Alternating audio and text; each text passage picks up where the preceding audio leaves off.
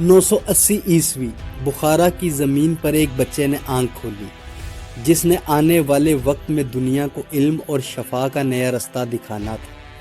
اس کا نام تھا ابو علی حسین ابن عبداللہ ابن سینا۔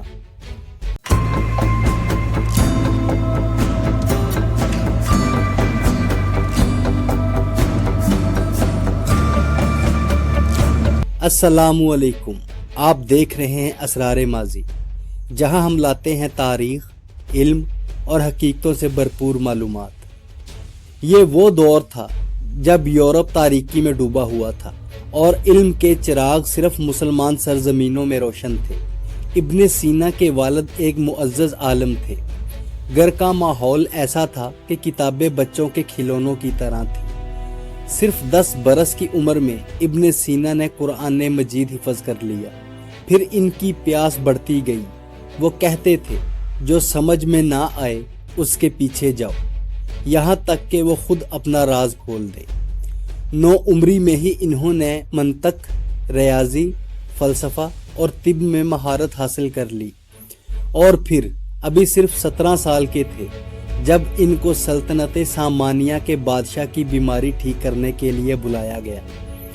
دنیا حیران تھی، ایک نوجوان طبیب اور بادشاہ کی زندگی اس کے ہاتھ میں۔ ابن سینا نے علاج کیا اور بادشاہ صحت مند ہو گیا۔ انعام میں اسے شاہی لائبریری تک رسائی ملی، جہاں ہزاروں نادر کتابیں اس کے سامنے کھل گئیں۔ یہ وہ لمحہ تھا جب علم کی پوری دنیا ابن سینا کے قدموں میں بچھ گئی۔ لیکن تقدیر نے ہمیشہ آسان راستے نہیں دیے۔ سیاست، سازشیں، جنگیں اور ابن سینا کو ایک جگہ سے دوسری جگہ ہجرت پر مجبور کیا، مگر وہ لکھتا رہا، پڑھتا رہا، اور ایک ایسی کتاب نے جنم لیا جس نے انسان کی صحت اور مرض کے تصور کو ہمیشہ کے لیے بدل دیا۔ القانون فی الطب، یعنی طب کا قانون۔ یہ کتاب صرف ایک کتاب نہیں تھی، یہ انسان کے جسم کا نقشہ تھی۔ اس میں بیماریوں، ان کی وجوہات اور علاج کے اصول ایسے طریقے سے درج کیے گئے جو اس زمانے میں کسی نے سوچا بھی نہ تھا۔ دنیا نے اسے قبول کیا اور یہ 700 سال تک دنیا کی سب سے معیاری طبی کتاب رہی۔ کتنے ڈاکٹر آئے، کتنی سلطنتیں بدلیں، مگر قانون طب کا حکم جاری رہا۔ اور آج جب جدید سائنس انسانی جسم کے ہر راز کھولنے کے نزدیک پہنچ چکی ہے، تو ایک حقیقت ابھی بھی قائم ہے، طب کا باپ ابن سینا ہے۔ وقت گزرتا گیا اور ابن سینا کا نام علم کی دنیا میں گونجتا چلا گیا۔ وہ جہاں بھی جاتا دربار اس کے پیچھے چلتا۔ صاحبان اقتدار اسے اپنے قریب رکھنا چاہتے تھے، کیونکہ حکمت اور علم ہمیشہ طاقت پر باری رہا ہے۔ ابن سینا کے پاس علم صرف کتابوں کا نہیں، تجربوں کا بھی تھا۔ وہ کہتے، دیکھیے، پرکھیے، سمجھیے، پھر فیصلہ کیجیے۔ یہی سوچ اسے اس زمانے کے سب سے منفرد سائنسدانوں میں لے آئی۔ وہ علاج کرتا تو مریض کی صرف جسمانی کیفیت نہیں، بلکہ اس کے جذبات، اس کی ذہنی حالت کو بھی دیکھتا۔ یہی وہ نقطہ تھا جس کی بنیاد پر آج کی نفسیات کھڑی ہے۔ اسی دوران ابن سینا نے فلسفے پر بھی عظیم کام کیا۔ وہ عقل اور ایمان کے رشتے کو سمجھنا چاہتا تھا۔ وہ کہتا تھا، خالق ایک ہے، مگر اس کی نشانیاں بے شمار ہیں۔ علم ان نشانیوں کو پڑھنے کا نام ہے۔ سائنس اور روحانیت کو ایک پل سے جوڑنے کی یہ کوشش اسے عظمت کے ساتھ ساتھ دشمن بھی دے گئی۔ حکومتیں بدلتی رہیں اور سازشیں بھی۔ ایک وقت ایسا آیا کہ ابن سینا کو قید کر دیا گیا، مگر آپ حیران ہوں گے کہ قید میں بھی اس نے کتابیں لکھی، مریضوں کا علاج کیا اور علم کی شمع روشن رکھی۔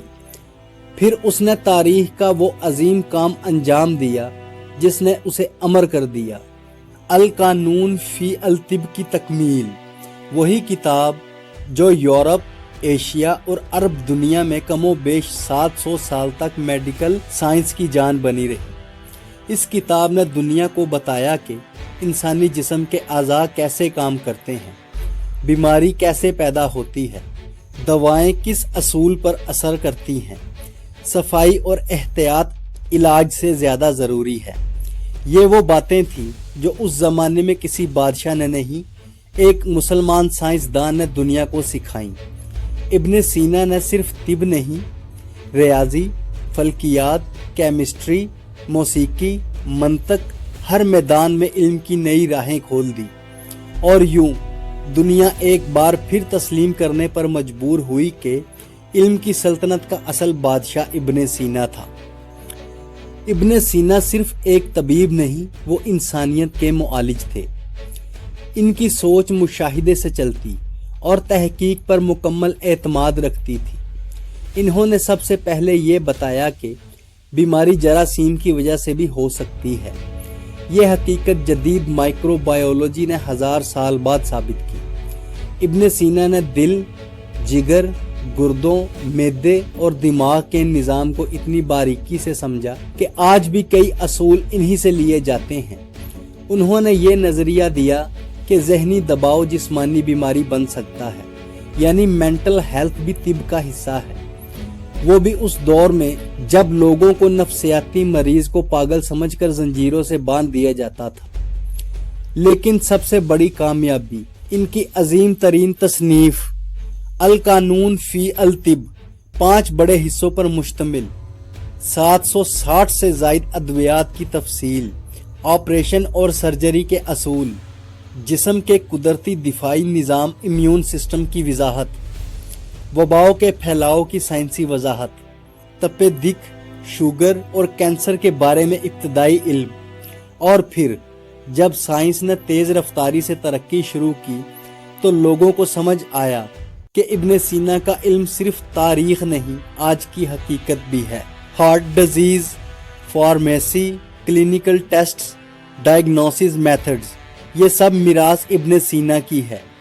فلکیات میں بھی انہوں نے اہم دریافت لکھی، زمین کی گردش، ستاروں کی حرکت اور کائنات کی ساخت، وہ سب سمجھنے کی کوشش کی جب دنیا ابھی اندھیروں میں تھی۔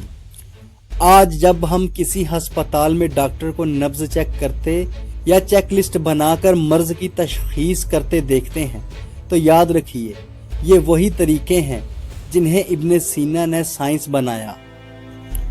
دنیا یہ مانتی ہے ان کی تحقیق انسانی زندگی کو بچانے کے نام پر تھی، اور یہی مقصد انہیں تاریخ کے سب سے بڑے محسنین میں شامل کرتا ہے۔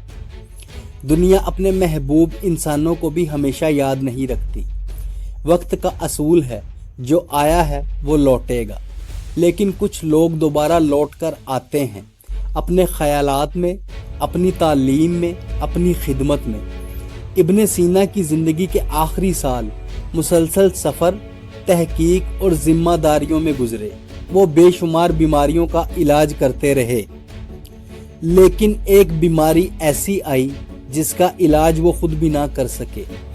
ان کے جگر میں ایک شدید مرض پیدا ہوا اور آہستہ آہستہ وہ عظیم جسم کمزور پڑنے لگا۔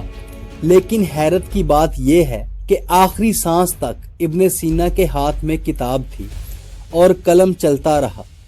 وہ کہتے تھے اگر زندگی چند لمحوں کی بھی رہ جائے تو ان لمحوں کو علم کے نام کر دینا چاہیے۔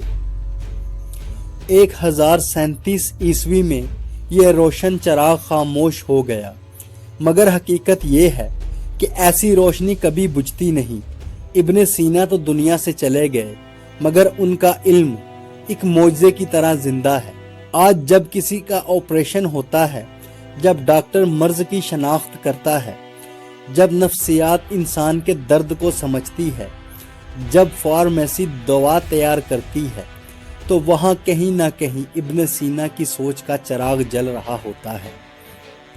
دنیا کے مشہور سائنسدان آج بھی یہ مانتے ہیں کہ ماڈرن میڈیسن کی بنیاد ابن سینا نے رکھی۔ وہ ایک مسلمان تھے اور یہ ثابت کر گئے کہ اسلام نے دنیا کو جہالت نہیں، علم، سائنس، تہذیب اور شفا دی ہے۔ دوستو، اگر اس دھرتی پر کوئی شخص انسانی خدمت کے لیے آیا تھا تو اس کا نام ابن سینا تھا۔ ان کی زندگی ہمیں ایک پیغام دیتی ہے، علم انسانیت کی خدمت کے بغیر ادھورا ہے۔ ہمیں چاہیے کہ ہم ابن سینا کو صرف ایک نام نہ سمجھیں بلکہ ایک راستہ، وہ راستہ جو ہمیں مستقبل کی نئی منزلوں تک لے جائے گا۔ اگر آپ کو ابن سینا کی یہ بائیوگرافی پسند آئی ہو تو ہماری محنت کا صلہ صرف اتنا ہے کہ ویڈیو کو لائک کریں، اپنے دوستوں کے ساتھ شیئر کریں اور ہمارے چینل اسرار ماضی کو سبسکرائب کریں تاکہ آپ تک اس طرح کی اور بھی تاریخی اور علمی ویڈیوز پہنچتی رہیں۔ کومنٹ میں ہمیں بتائیں کہ آپ اگلا ٹاپک کس مسلم سائنٹسٹ یا تاریخی شخصیت پر دیکھنا چاہتے ہیں۔ پھر ملاقات ہوگی ایک نئے سفر میں، تب تک کے لیے اللہ حافظ۔